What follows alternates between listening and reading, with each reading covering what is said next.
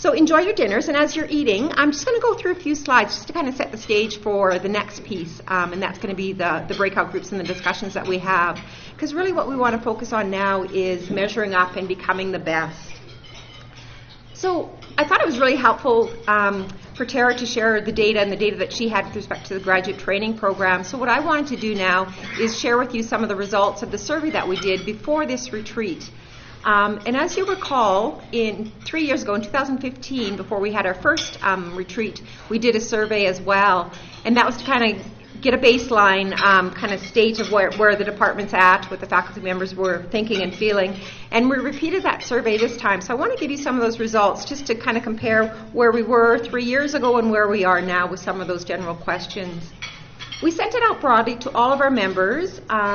We've got 41 primary, 63 joint, and 105 part-time. And we had 47 that responded. So it's a low response rate, but the thing I was really impressed with was that the majority of people who responded were those who had a primary appointment in the department. So we're really glad to get the response rate from those individuals. So go ahead and keep eating. I'll just run through some of these things quickly with you. And again, these are the same questions as you had 3 years ago. So just to orientate you to these slides, so the dark blue bars are strongly agree or agree. The light blue is neutral, and then the kind of yellowish color is strongly disagree or disagree. And so we had different categories. We asked about the training programs, and you'll see here the numbers, as well as the numbers in brackets are the numbers from 3 years ago.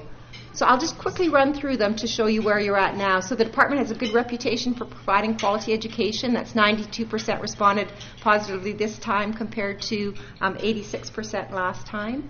Faculty are encouraged and supported to contribute to course development. Again, that was a high number. I can't see the numbers accurately. 83 and 71. Then the next one is the appropriate support is provided by the department, ensuring high standards of student supervision and mentoring. That was 85% last time, 85% this time compared to 60% last time. So I think the work that we've been doing in terms of mentorship for students has increased, and that's been recognized. The next question is the department supports students to reach their potential. That was 91% positive this time compared to 78% last time. So again, supporting of students has improved. And then the department prepares our graduates to be well positioned to compete for employment opportunities. That was 76% this time, 71% last time. We're positive in that regard. So just showing that there's an area that we can improve and that we've already heard about in terms of employment opportunities. The next broad group of questions was about the work environment. So the first one was, I'm optimistic about the future of the department, and 95% were positive this time compared to 92% last time. So we've got a positive group of individuals, which is great. The next one is the department values the work that I do, and 84% were affirmative this time compared to 68% last time. So an increase there. The department is effectively managed and run, 97% affirmative there compared to 90% last time.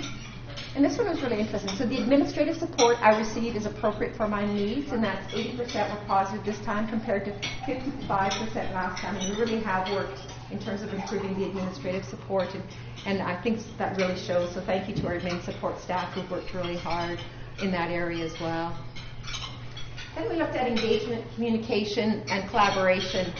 So the first one is I'm treated with respect, and 97% were affirmative this year, compared to similar last year, 98%. The department has an environment of cooperation and sharing of ideas and resources, 87% strong agreed, compared to 67% last time. So an improvement there.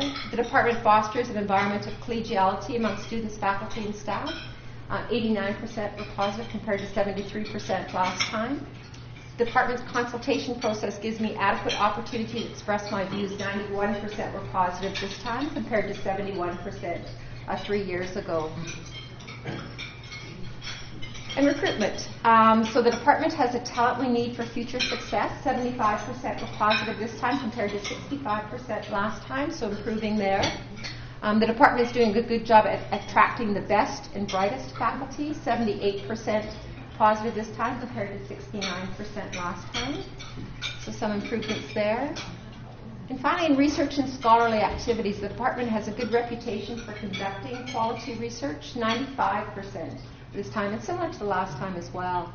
And finally, I work in an academic environment where research and innovation are valued, 95% positive compared to 90% last time. We also had boxes where people could write in qualitatively some areas that they suggested for improvement in the various areas. And so I'll summarize some of those. There was a few comments about the qualitative specialization, qualitative methodologies, and the request for additional levels of support for qualitative research activities, similar to what the specializations in quantitative methodologies had. So need for additional support in the qualitative area. Secure time to focus on research as other has, and mentorship. And mentorship came up a couple of times, and that's an area that we've been focusing on as well. Other areas for improvement for collaborative and interdisciplinary research are not valued. Finding collaborators with the skills I need to enhance my work is an area that could be worked upon. The department does not seem to be promoting the breadth of activity in the department to our broader community, so selling the work that we do more broadly and community engagement. And then finally, more opportunities to learn about what else is happening in the department, such as an event like this. So areas for improvement for sure, and we'll continue to work on those areas. But in general, I thought that it was really positive, the responses that we got back in terms of where we've come from, and we've been working really hard, and everyone here's been working really hard to move forward in those areas. And so I think we're ready now to take the next step and say, where are we going as a department, and where should we be focusing, and where should we be going? So it's about measuring up and becoming the best, because we can be the best. So I'm just going to spend a few minutes just talking about, we have to understand who we are, and Terry did that so well with our graduate training program. In terms of understanding who we are in terms of our faculty. So as I mentioned before, we've got a large faculty contingent, 243 members in total. A large proportion are adjunct or joint faculty, with 40, actually now 41 primary appointments. But a large proportion are joint, and other departments are adjunct, which are very important, especially in terms of the teaching and the student supervision that we have. So we've got a large faculty contingent that can build our department and our programs even better. And we've really had the good fortune of some great recruitments over these past years. The one thing that we heard about was the need for instructors in the Bachelor of Health Sciences, and Jesse's an instructor there, and then instructors for CRDS, Megan Edwards and Joanna Rankin joined the ranks as faculty members there. We were able to recruit Rachel Alloway in the medical education program. Has done huge work with OMS. Miles Leslie, who you're going to hear about tonight, he's going to give us a TED Talk, who is working in the School of Public Policy, so the public policy round. Deirdre McCaughey, who joined us this summer, and you'll hear about tonight as well, in quality and safety, a huge asset there. Rebecca Saw, you heard about last year at this retreat. She gave a TED Talk, so population health recruit. Alvin Stafford, who joined us just over a year ago, to be coming up 2 years in health economics. And one of our most recent recruits, and you'll hear about her tonight too, is Dana Alstad in population health as well. So some potential recruits coming up. Reed Beal, an assistant professor in health policy, is going to be joining us in July. Fingers crossed that Alma Adler, that everything works out in terms of that recruitment in population health and global health. And another recruitment underway is the big data scientist, and hopefully we'll have somebody in that position in the course of the next month. So we've really expanded the growth of our faculty, and I think that's important as we look to the future, because these are the strengths of the people in the room and the strengths of our recent recruits. So what about our students? And I'm not going to go into a lot of detail here because Tara's already done a really good job of that. So our training programs, the graduate program, about 140, and I think about 150 or something, across the various streams that we have. The undergraduate training programs, the CRDS program with 350 students, the Bachelor of Health Sciences with about 65 in total across the years in the Health and Society stream. We also teach in undergraduate medical education, and Tom Noserby does a huge amount of teaching there, as do a number of others, but Tom really leads and has a huge bulk of the teaching there, the healthy populations component, so 150 undergraduate students there. And then the postgraduate medical education program that Jason spoke about before. So it's a breadth of teaching that is done. So Bill Galley was here. He's actually in Winnipeg, and Bill's all about shots on net. So I had to bring a hockey analogy into this as well. So it's not just about shots at net, but we've got the goals. And I think we have achieved some of the goals and some of the short-term goals. I had to give a report to department heads a couple months ago, and so I went back to when I was being recruited for a department head position and looked at what did I say our short-term goals were going to be and what were the long-term goals. So it was a good opportunity to reflect. So I went back and looked and said, what were the short-term goals that we were going to do? And we were going to create a culture of community and increase engagement and collaboration amongst faculty, staff, and students. And I think from the survey results, I think that we've gone a long way in terms of achieving that. And that's been a huge thanks to Letta and to Brenda Green and to Beth, who've worked really hard at all aspects of making this happen as well.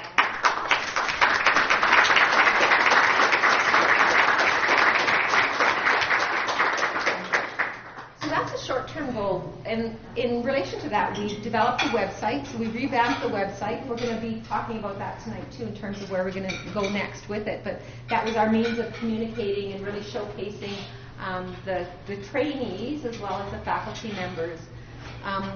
We had a number of YouTube videos, and thanks to our videographer, who's back here today, who's done a huge job. So thank you very much for all your work in terms of the YouTube videos. And we've had a lot of hits on the YouTube videos, too, that have showcased the various aspects of the program. We've had an engagement committee that's done a number of activities. This has been the work plan for the upcoming year. So brought together the culture and the community. So that's where we're at now. That's where our current state is. And so now what we have to do is look to what is our future state. Where are we going next? What are our longer-term goals? And so very aspirationally, I said we're going to rank among the leading departments nationally and internationally in 5 to 10 years. So we're at year 4 now. I'm just starting my 4th year. So we've got a few years to go, but we need to start working on this now. So we need to rank amongst the leading departments. And that means being responsive to the needs of the healthcare system, both provincially and nationally. That means the impact of the research that we're doing, and that means the success of our students as well. And we have to build collaborative research and educational opportunities at a local, provincial, and national level. So that's really what our long-term goals are. We're going to be the best. So how do we become the best? This is where we really need your input now. We need you to take a look at where we are, where we're at currently, and then what's going to take us to get to the next level to be one of the best departments nationally, not just nationally, but internationally. So we're going to look at our current state, and we've heard a lot about our current state, but importantly we're going to say what is our future state. And this is just going to be the beginning. The discussions that we have tonight are going to be a beginning, and then we'll take the work and the information that you're sharing tonight, and we'll have further work groups and sessions to move this forward. But it's really, tonight is the beginning where we talk about this future state. We're going to talk a bit about branding, because as Tara pointed out, and as Joel did as well, branding is important. How do we want to showcase ourselves? What do we want to be known for so that our students are going to select us as a place to be, so that when we recruit faculty, they'll say, Community Health Sciences, University of Calgary, this is the place that I want to be. So it's about the branding. And there's some examples. I'll take a look at a few of the different universities across the country just to give you examples of some things to think about, so that when you're in the discussion groups and you're talking about what the strengths are, also think about what the brands could be that could go along with some of those strengths that we can use to showcase our department and our training program. So this is an example from the University of Toronto. If you go to their website and open up their public health program, this is what they show. So no field touches the human experiences more than public health. It's a very powerful message that they've got. University of British Columbia, they have focused, they've got some different areas that you can go into, but they talk a lot about leading the way to improve the health of populations. They talked about their school, that applies the knowledge, so more about the training components of their school. So about the training in general from the School of Population and Public Health. McGill focuses a lot on specifics of their training program. If you look through their website, they talk about things like the strongest methods courses, cutting edge methodology, over 300 graduate students. So focusing a lot on the training component to their programs. So just to give you an idea of some of the different programs across the country and what they're doing to profile and to brand and to market.